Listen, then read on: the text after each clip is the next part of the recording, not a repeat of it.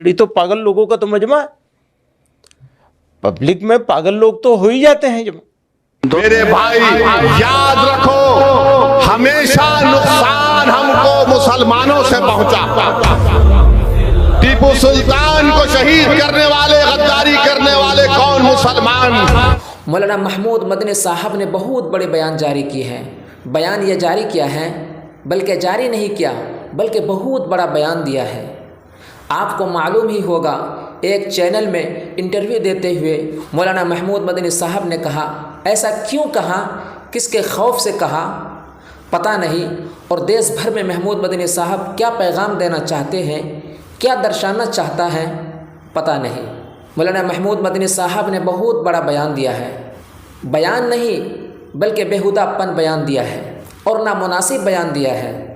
मौलाना महमूद मदनी साहब ने सुशांत सिन्हा को इंटरव्यू देते हुए कहा, जनाब असदुद्दीन ओवैसी साहब को मुसलमान अपना लीडर नहीं मानते हैं, और इसी के साथ साथ ये भी कहा है, असदुद्दीन ओवैसी साहब की रैली में, ओवैसी की भीड़ में, उनके खुश आमदीद में, जुलूस में जो मुसलमान आते हैं वो सारे के सारे पागल होते हैं, नाऊद बिल्लाह, मजनू होते हैं, दीवाने होते हैं। जी हाँ, बिल्कुल इसी तरह मौलाना महमूद मदनी साहब ने कही है।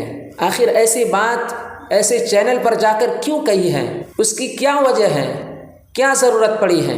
मैं चाहता हूँ पहले आप उस इंटरव्यू को सुनिए और ज़रा ध्यान से सुनना है। मैं असदुद्दीन ओवैसी साहब को जहाँ तक जानता हूँ 100% उनसे डिसएग्री करता हूँ, उनके पॉलिटिक्स से, पॉलिटिकल अप्रोच से भी डिसएग्री करता हूँ, क्योंकि उनकी पॉलिटिकल अप्रोच उस पॉलिटिकल अप्रोच को सपोर्ट करती है जो बांटने वाली है, और उससे उनको भी कुछ फ़ायदा होता है, दूसरों को उससे भी ज़्यादा फ़ायदा होता है।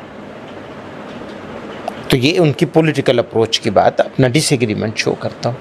इसी के साथ ये कहना चाहता हूँ आपसे, मुझे बिल्कुल उम्मीद नहीं थी। वो पाकिस्तान गए थे, पुरानी बात हो गई है, कुछ साल पुरानी बात हो गई, और वहाँ उन्होंने उनसे इसी तरह का सवाल किया गया था, जहाँ उनको, जैसे आपने उससे सवाल किया इंडिया में मुसलमानों की क्या सिचुएशन है, फलां है फलां, इसी तरह का उनसे कुछ सवाल किया गया था। ऐसा दो टू ब्लंट जवाब दिया था उन्होंने, रिकॉर्ड किए जाने के काबिल है। तो सारी चीज़ों को मिला के देखा जाएगा। जहाँ तक उनके भाई का ये था कि 15 मिनट के लिए हटा दो, तो ये बांटने वाले लोग हैं, इस पर तो उनके खिलाफ मुकदमा होना चाहिए था, सज़ा होनी चाहिए थी। वही कहता हूँ, अगेन फिर उसी जगह पे आ जाऊँगा मैं। बिल्कुल ये भड़काऊ बात है, नफरती बात है, और इसकी जितनी मजम्मत की जाए कम है। लेकिन सर, उन्हीं के पीछे इतनी मुसलमानों की भीड़ भी तो खड़ी होती है, वो खुश होती है, वो ताली मारती है जब वो कहते हैं 15 मिनट पुलिस हटा लो। ऐसा है, इसी तरह की बहुत सारी बात, बहुत सारे लोग उधर भी बोलते हैं, वहाँ भी जमा हो जाती है भीड़। तो पागल लोगों का तो मजमा है। पब्लिक में पागल लोग तो हो ही जाते हैं जमा। लेकिन आप अगर ये समझेंगे कि ये मुसलमानों की सोच ऐसी है, चंद हज़ार या चंद 100 लोगों की भीड़ को देख करके, तालियों को देख करके, सीटियाँ सुन करके, उनकी खुशी को देख कर, तो मैं एक बात पूछूं आपसे, वो यूपी में आए थे चुनाव लड़ने के लिए, कितना % वोट मिला था? नहीं मिला ना, वोट तो नहीं दिया लोगों ने। लोगों ने अपना नेता नहीं मानते हैं, मैं पूरे एतमाद के साथ कहता हूँ। अब ये ठीक है कि वो मौका मिला हुआ है उनको बोलने का, और बोल करके फ़ायदा उठाते हैं। वो अभी खड़े हुए थे तेलंगाना के चुनाव में इतने ज़ोर शोर के साथ, हैदराबाद के अलावा कहीं वोट दिलवा सके उसे? तो हम तो बहुत पहले से उनसे कह रहे हैं, भैया आप वहीं रहिए। वो मानते नहीं, सुनते नहीं इस बात। नहीं, पर वो उनके बयान इतने भड़काऊ होते हैं कि एक और मस्जिद शहीद, नामुनासिब बयान होते हैं, बिल्कुल नामुनासिब, अनबेरेबल होते हैं, अनबेरेबल, बिल्कुल अनबेरेबल होते हैं। कई सारे बयान। आप कहेंगे मुसलमानों को ओवैसी साहब के बयानों को थोड़ा साइड में कर देना चाहिए, बच के रहना चाहिए? हाँ, तो हम कहते हैं।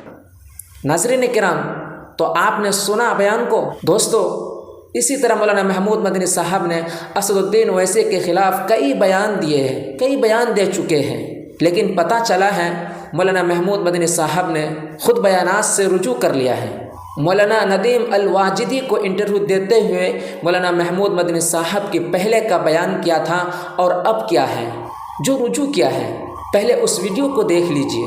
आप खुद बार बार अपने जलसों में और अपना जो आपका ब्रोशर है उसके अंदर जगह जगह जमीयत उलमा हिंद के ताल्लुक से ये ऐलान करते हैं कि जमीयत उलमा हिंद कोई सियासी पार्टी नहीं, तो एक गैर सियासी पार्टी किसी सियासी पार्टी को दूसरे सूबे में आने से कैसे रोक सकती है? यानी क्या इस गैर सियासी पार्टी को ये अखलाकी हक हासिल होगा कि वो एक सियासी पार्टी और पॉलिटिकल शख्स के बारे में ये कहे कि हम उसको फला सूबे में आने नहीं देंगे या उसको उसके सूबे से निकलने नहीं देंगे?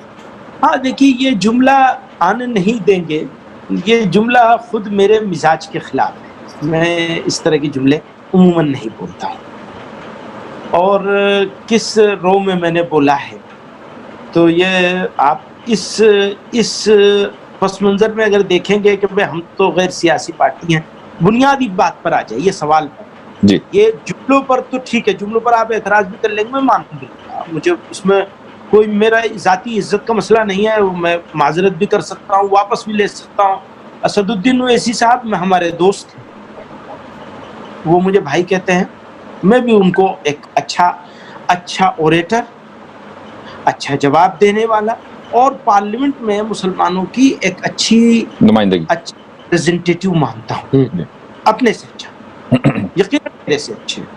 बिल्कुल ही मैं इसका ऐलान कर सकता हूँ कि वो बहैसियत पार्लियामेंट के भी, बहैसियत इंसान के भी, मैं वो तो खैर अब वो फिर दूसरी तरफ चली जाएगी बात, बहैसियत पार्लियामेंटेरियन के वो हर हाल में मेरे से बेहतर पार्लियामेंटेरियन, ये डिस्क्लेमर मेरा आप नोट कर लीजिए, वो हर हाल में मुझसे बेहतर पार्लियामेंट। सुन लीजिए दोस्तों, इस वीडियो से आप कितना सहमत हैं और उनके मुताल्लिक क्या राय रखते हैं, हमें कमेंट में ज़रूर बताएं। दोस्तों फिर मिलते हैं एक नई वीडियो के साथ, जब तक हमें इजाज़त दीजिए एक दूसरी वीडियो के साथ।